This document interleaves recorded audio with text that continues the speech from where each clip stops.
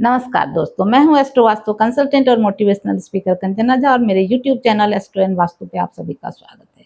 आज हम बात करेंगे सूर्य देव की।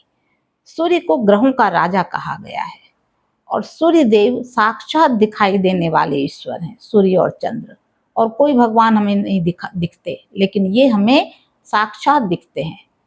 बाकी सभी ईश्वर को हम प्रकृति में देखते हैं, है ना। ये जो पहाड़ हैं, झरने हैं, जल की धाराएं हैं, गंगा है, नदियां हैं, पहाड़ हैं, ये सब कुछ में प्रकृति जो है वही तो भगवान है। कोई नहीं दिखाए, लेकिन हम उपासक होते हैं, शक्ति के उपासक, शिव के उपासक, सब चीज के उपासक होते हैं, लेकिन कोई हमें दिखाई नहीं देता। लेकिन सूर्य देव और चंद्र देव को हम साक्षात हम देखते हैं, अपनी नंगी आंखों से देखते हैं। 1 रुपए का दक्षिणा नहीं चढ़ाया कभी, 1 रुपए का कोई प्रसाद नहीं चढ़ाते सूर्य देव को हम, बस 1 लोटा जल इतना ही चढ़ाते हैं और सूर्य देव का असीम फल हम पाते हैं, जिसकी कोई सीमा नहीं है। तो सूर्य ग्रहों के राजा है, सूर्य हमारे आत्मा का प्रतीक है, सूर्य पिता का कारक है, सूर्य सरकार का कारक है। सरकार या सरकारी लाभ तभी मिलता है जब आपका सूर्य अच्छा होता है। उच्च पदों का, प्रशासनिक पदों का, ऊंचे ऊंचे पदों पर जाना, ये सब सूर्य ही कराते हैं। साथ ही हमें नेत्र में रोग देते हैं, हृदय रोग देते हैं, हड्डियों में विकार देते हैं, ये सब भी सूर्य देव ही देते हैं। अब विटामिन डी की कमी होती है ना, जब घुटनों में दर्द होता है तब पता चलता है लोगों को, है ना। तो सूर्य इतना कुछ देते हैं हमें। सूर्य की गर्मी से कितने तरह के बैक्टीरिया और ये मर जाते हैं, कीटाणु मर जाते हैं, इतनी शक्ति है सूर्य में। अगर आप देखिए, अगर 4-5 दिन सूर्य उदय ना हो, बारिश ही होती रहे, तो सब कुछ लगता है घर में गंदा हो गया, सब कुछ खराब हो गया, तबीयत खराब हो गई, ये हो गया, वो हो गया, बहुत कुछ। तो सूर्य के महत्व को समझिए। अगर सूर्य आपके कुंडली में अच्छा है तो वो उच्च स्थिति में है, तो वो सारे ग्रहों के बदले अकेला ही आपको सब कुछ देगा।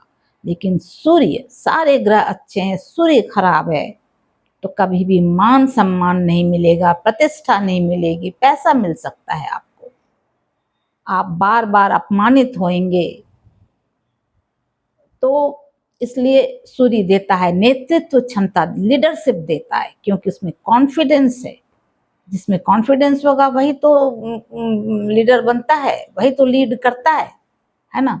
नेतृत्व क्षमता देता है, सरकार आत्मविश्वास देता है।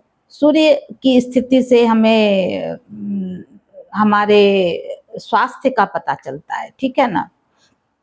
यदि सूर्य शुभ है तो गवर्नमेंट से आपको बहुत लाभ मिलेगा, हर स्कीम के आप बेनिफिशियरी होंगे और आत्मविश्वास मिलेगा, पद प्रतिष्ठा मिलेगी, मान सम्मान मिलेगा, पिता का सहयोग मिलेगा। लेकिन अगर सूर्य अशुभ है तो ये अहंकार देगा आपको, नेत्र रोग देगा, पित्त का रोग देगा, विकार देगा, बहुत तरह का पित्त विकार देगा, और पिता से मतभेद तो देगा ही देगा, ये तय है 100%। सरकारी क्षेत्र से कुछ नहीं मिलेगा आपको, बिल्कुल बाधा आएगी बहुत ज्यादा, और ये समस्या सब दिन बनी रहेगी। अतः आइए हम आज जानते हैं कि सूर्य का किस राशि में किस राशि में होने से आपको क्या फल मिलता है।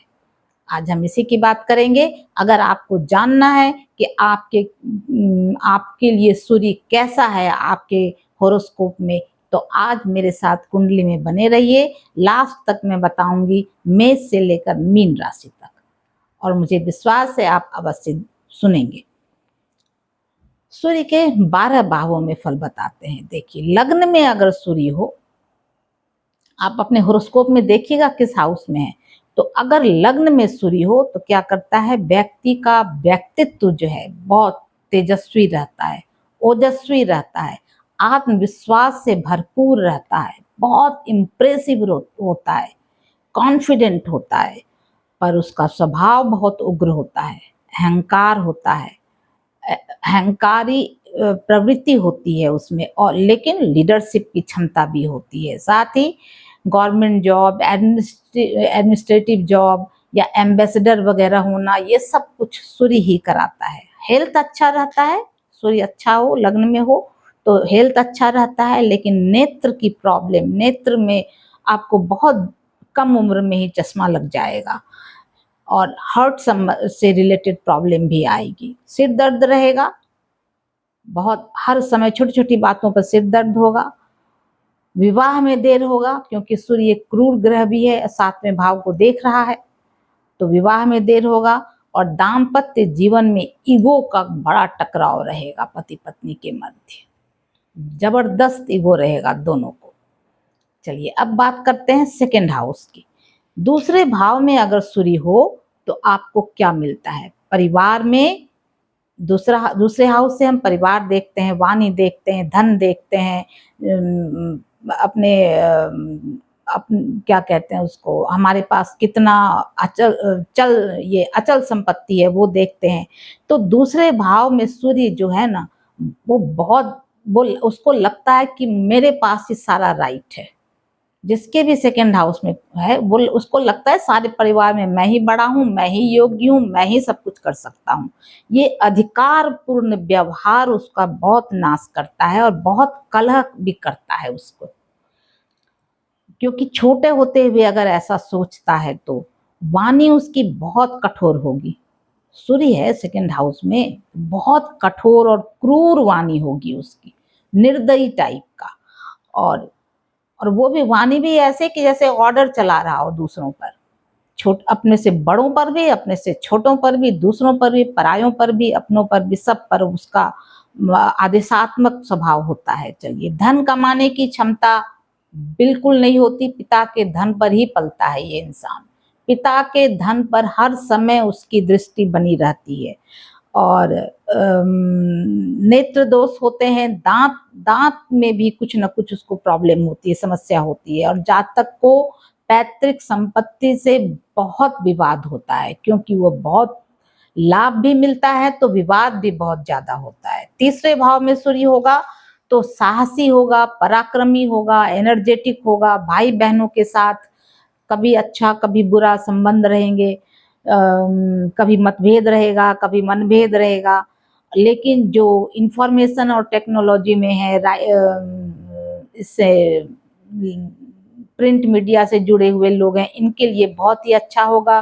जो मीडिया से जुड़े हैं उनके लिए भी बहुत ही अच्छा होगा थर्ड हाउस का सूर्य। छोटी छोटी यात्राओं से इनको बहुत लाभ मिलेगा और कॉन्फिडेंस के कारण ये समाज में सम्मान प्राप्त करते हैं। फोर्थ हाउस का सूर्य, फोर्थ हाउस का जो सूर्य होता है, चौथे हाउस का, ये माता के हेल्थ को में प्रॉब्लम देता है और माता से दूरी भी देता है। मान लीजिए माता आपके गांव में रहती है और आप विदेश में रहते हैं या बहुत दूर रहते हैं, तो आपके माता से दूरी तो हो ही गई ना। तो मकान, वाहन, जमीन, जायदाद सब कुछ का योग बनता है, लेकिन सुख में कमी होती है। वो कहते हैं ना, सब कुछ रहते हुए भी जो नहीं है उसकी तरफ भागना, वही देता है सूर्य यहाँ पर। असंतुष्ट रहता है वो जीवन भर। शिक्षा के क्षेत्र में बहुत बाधा आती है सूर्य ग्रह के फोर्थ हाउस में रहने से, परंतु बहुत ज्यादा कोई परिश्रमी होगा तो उसको सफलता, सक्सेस मिलेगी। सरकारी विभाग से बहुत लाभ रहेगा क्योंकि ये सीधे 10th हाउस को देख रहा है, तो जो भी गवर्नमेंट के जो भी डिपार्टमेंट है उससे उनको अच्छा लाभ मिलेगा। और घरेलू जीवन में लेकिन आसान, गृहस्थ का ये घर जो है हमारे फोर्थ हाउस से घर का सुख देखते हैं, तो गृहस्थ जीवन में हर हमेशा विवाद रहेगा। कंजुगल लाइफ में बहुत ज्यादा अशांति रहेगी, कोई सुख शांति आपको बहुत कम मिलेगी।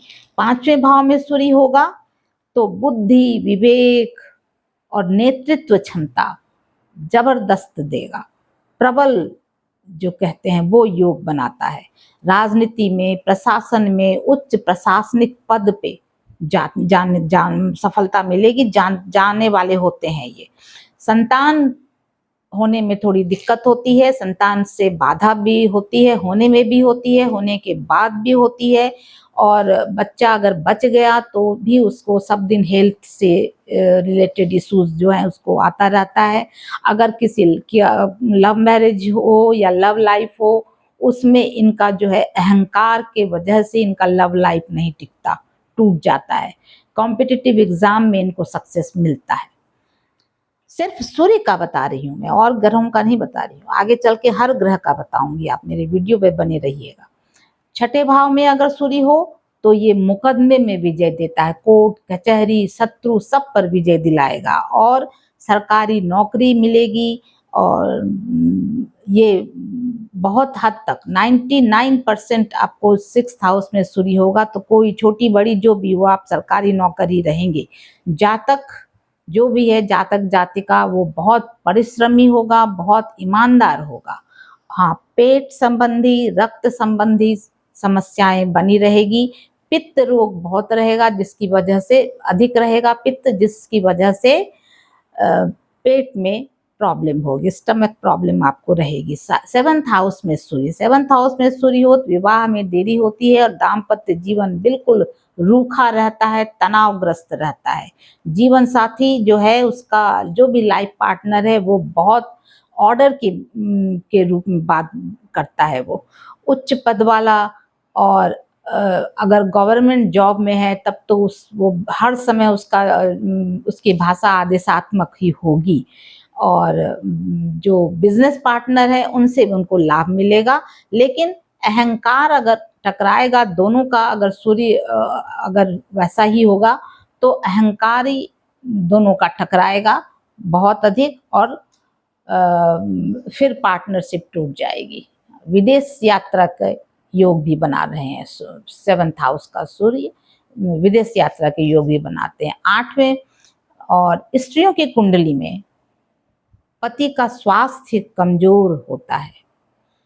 अगर 8th हाउस में सूर्य है तो जीवन में उतार चढ़ाव बहुत अधिक होगा, अप्स एंड डाउन्स होते ही रहेंगे, अचानक घटने वाली घटनाएं होते रहेंगी, क्योंकि 8th हाउस अचानक से सब कुछ देता है। अचानक का वियोग, अचानक का सुख, अचानक का धन, अचानक का रहस्य, अचानक का गुप्त बात जान जाना, ये सब देता है। तो गुप्त विद्याओं में यानी जो विद्याएं जैसे रहस्यमय विद्याएं होती हैं उनमें तंत्र मंत्र अघोरी इन सब में बहुत रिसर्च करने का मन करेगा और रिसर्च भी करेंगे भी। जो साइंटिस्ट हैं वो रिसर्च भी करते हैं और इन सब में इंटरेस्ट भी होता है उनका। हेल्थ बहुत खराब रहता है और पिता की बात तो बिल्कुल ही नहीं मानते ये जिनके इस 8th हाउस में सूर्य है। आयु इनकी थोड़ी हम कह सकते हैं कि सूर्य है तो आयु तो खराब नहीं होनी चाहिए, आयु तो अच्छी होगी, क्योंकि सूर्य का कुछ अता पता नहीं है ना, कब से आ रहे हैं कब जाएंगे, जाएंगे कि नहीं जाएंगे। तो आयु अच्छी रहेगी। हाँ, हेल्थ में प्रॉब्लम होती रहेगी। पैतृक संपत्ति में बहुत अधिक विवाद होगा, रहस्य से पर्दा उठता जाएगा, पता ही नहीं चलेगा पैतृक संपत्ति कहाँ कहाँ है, कितनी जगह है और किसने किसने उसे ले रखा है, जबरदस्ती का अपना बना रखा है। 9वें भाव में अगर 9th हाउस में सूर्य होगा तो आप भाग्यशाली होंगे, धार्मिक होंगे, नैतिकता आपके साथ चलेगी, यानी आप अच्छे प्रवृत्ति के होंगे। पिता का सहयोग मिलेगा और पिता के कारण ही आप उन्नति करेंगे। उच्च शिक्षा, विद्वता और समाज में प्रतिष्ठा ये मिलेगी आपको और समाज की सोशल सर्विस करने में आपको बहुत मन लगेगा। विदेश यात्रा का भी योग बना रहे हैं सूर्य यहाँ पर और साथ ही धार्मिक, सामाजिक और राजकीय मान सम्मान भी अच्छी मिलेगी। 10वें भाव में सूर्य अगर रहेंगे तो कैरियर में आपकी काफ़ी स्टेबिलिटी रहेगी, परेशान नहीं होंगे, स्थिरता रहेगी। आपके कैरियर, आपका पैसा जो भी है उसमें आपको काफ़ी स्थिरता रहेगी। आप गवर्नमेंट जॉब में जाएंगे ही जाएंगे और उसमें भी उच्च प्रशासनिक पद तक पहुंचेंगे आप। समाज में आपका बहुत पूछ रहेगा क्योंकि आप उच्च पद पर होंगे तो ऐसे ही पूछ हो जाएगी। बहुत लोग आएंगे आपसे वो करवाने, कहते हैं ना कि हमारे लिए ये कर दो, हमारे लिए वो कर दो, पैरवी कराने के लिए आएंगे। पिता से काफ़ी सहयोग रहेगा आपका, आपके पदोन्नति में यानी प्रमोशन में कोई बाधा नहीं आएगी। नेतृत्व क्षमता के कारण आप दूसरों पर भी अधिकार जमाना चाहेंगे, ऐसा होता है। हाँ, अगर 11th हाउस में सूर्य है तो आय के आपके अनेक स्रोत रहेंगे, सोर्सेज ऑफ इनकम एक से अधिक होंगे, 2 से भी अधिक हो सकते हैं। उच्च पदाधिकारी जो होते हैं, हायर लेवल के ऑफिसर्स जो होते हैं, उनसे आपको बहुत लाभ होगा। आपकी जो फ्रेंड सर्कल होगी वो बहुत ही इम्प्रेसिव होगी और बड़े लोगों का आपको, बड़े यानी उच्च पद के लोगों से आपको बहुत सहयोग मिलेगा। संतान से भी आपको लाभ मिलेगा। मतलब इस हाउस में सूर्य जो है बहुत लाभ देता है, समाज में प्रतिष्ठा, मान सब कुछ देता है, हर इच्छा की पूर्ति करता है, लाभकारी होता है सूर्य यहाँ पर। और जो भी यात्राएं आप करेंगे इस हाउस के सूर्य के अनुसार, तो आप हर यात्रा आपके लिए लाभकारी और यादगार होगी। आपको कुछ न कुछ ऐसा भेंट मिलेगा जो आप इसको स्वीकार करेंगे। अगर 12th हाउस में सूर्य है तो आपका खर्च बहुत अधिक होगा। हर समय आर्थिक स्थिति जो है, फाइनेंशियल कंडीशन आपकी डामाडोल रहेगी। हाँ, विदेश यात्रा से लाभ होगा और विदेश में रहने से भी आपको बहुत लाभ होगा। और आँख की प्रॉब्लम रहेगी, नींद की, अनिद्रा की समस्या रहेगी 12th हाउस में सूर्य के होने से। आध्यात्मिक प्रवृत्ति और मोक्ष की प्रवृत्ति, धर्म की प्रवृत्ति में आपका झुकाव रहेगा। और यदि शुभ हो तो विदेश में भी आपको सम्मान मिलेगा, सफलता मिलेगी, सब कुछ मिलेगा। तो इसका कंक्लूजन में हम ये कह सकते हैं कि सूर्य का प्रत्येक भाव जो है जातक के जीवन को अलग अलग तरह से प्रभावित करता है। शुभ सूर्य जातक को तेजस्वी बनाता है, मान प्रतिष्ठा दिलाता है, लीडरशिप दिलाता है, जबकि अशुभ सूर्य अहंकारी बनाता है, हेल्थ खराब करता है, गवर्नमेंट से बहुत ज़्यादा परेशानियां देता है। इसलिए कहा जाता है कि सूर्य अगर खराब हो तो गवर्नमेंट जॉब में अगर आप हैं तो आप कभी भी ऊपर नहीं चढ़ पाएंगे, नीचे वाले पद पर ही रहेंगे और हर समय आपको डर बना रहेगा सस्पेंड होने का। और किसी गलत पेपर पर साइन कर दिया आपने, उसकी वजह से आप सस्पेंड भी होंगे, इसका ध्यान रखिएगा। आपको पता है राजनीति में कहा जाता है कि राजनीति में सफल होने का कारण क्या है? एक देश के में एक राष्ट्रपति के हटने के बाद नए राष्ट्रपति आए, तो पहले वाले राष्ट्रपति ने बहुत वर्षों तक शासन किया था। तो जो नए राष्ट्रपति बने उन्होंने सोचा कि चलो इनसे पूछते हैं कि क्या इनके इतने दिन के सेवा का, राजनीति में रहने का कुछ तो लाभ लेना चाहिए। वो जब वहाँ गए उनसे मिलने तो देखा कि वो अपने फार्म हाउस में थे और खेतों पर टहल रहे थे और उनके हाथ में एक वो घास काटने वाली वो हंसिया होती है ना, वो थी। तो जो नए राष्ट्रपति आए थे उन्होंने पूछा कि जरा आप मुझे बताइए कि आप इतने साल तक जो रहे शासन में, तो इसका क्या राज है? उस राष्ट्रपति ने कुछ नहीं कहा। उन्होंने क्या किया, उस जो घास काटने वाली हंसिया उनके हाथ में थी उसे उठाया और एक ऐसे घास को पकड़कर ऐसे काट दिया, यानी जो तुमसे ऊपर हो उसको रास्ते से हटा दो। ये है राजनीति का मूल मंत्र। अगर आपको मेरी वीडियो अच्छी लगी हो तो लाइक कीजिएगा, चैनल को सब्सक्राइब कीजिएगा और मेरे साथ मेरे वीडियो में देखने के लिए आपका धन्यवाद करती हूँ। Thank you.